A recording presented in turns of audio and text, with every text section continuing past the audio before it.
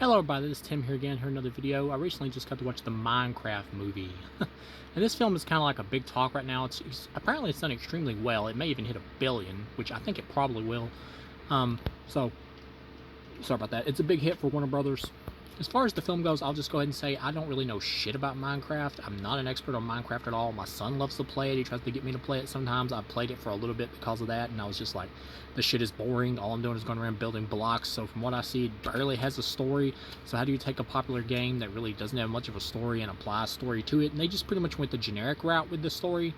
You got Jack Black, who's this character named Steve, who I believe is just the random character you play as in the video game.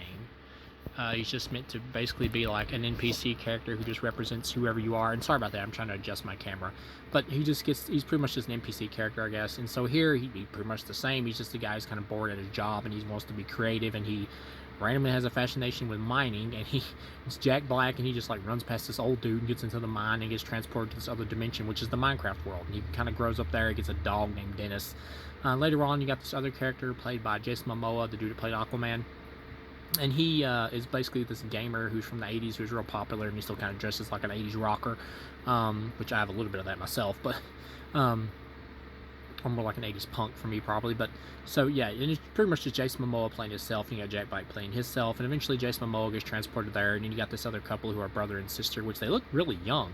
Like the sister's supposed to have like this job at like this executive place or something, and she looks pretty young to me. Like, she looks like a kid. I believe the actress is actually like 19 or 20, but she looks like a little kid to me.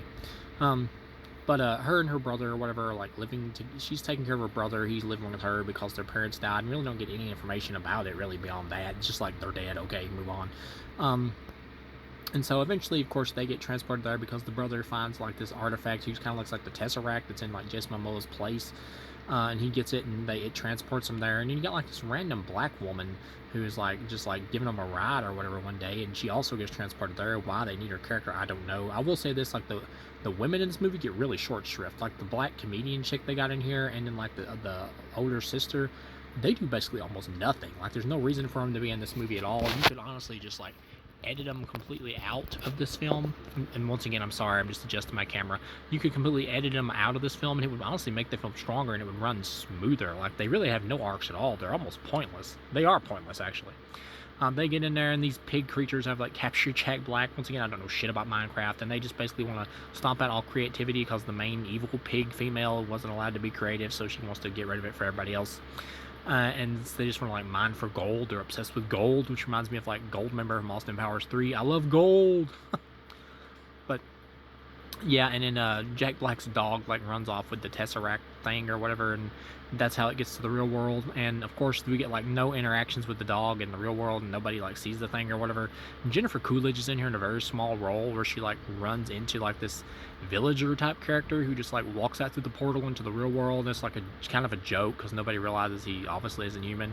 So once again, this is obviously a kids movie, and I will say this: the main focus of the movie is Jack Black and Jason Momoa, and they have really good chemistry when they're in like on this adventure and working together with the kids or whatever inside the Minecraft world, trying to get the cube thing back or whatever to stop the pigs from like taking over the Minecraft world.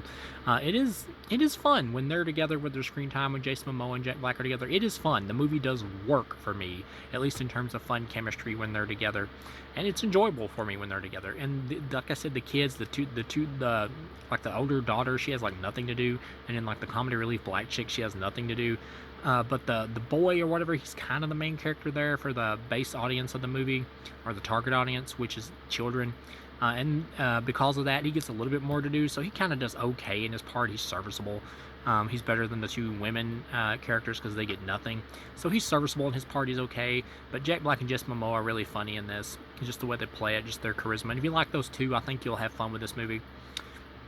Like I said, from what I've seen, it's kind of like Minecraft has no story, or at least a bare bones one, so they're trying to force a story out of something that doesn't really have much of one. So they go pretty much the generic family film route with it.